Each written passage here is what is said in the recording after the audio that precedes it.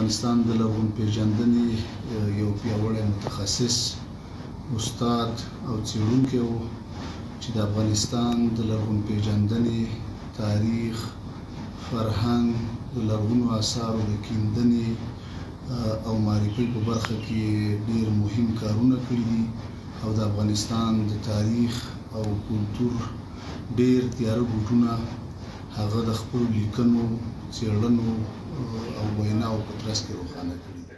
که دهشتګردي نه وای نو ګردشګري به زموږ په هیواد کې لوړ دریځ او مقام درلودی. پوهان صاحب د پوهنتون د استاد په توګه هم زرګونو شاګردان روزلي وو.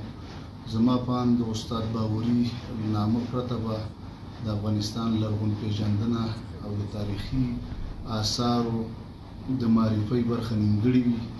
موږ نن ورځ واقعا د افغانستان د تاریخ او فرهنګ یو ستر محسن له لاسه ورکړ.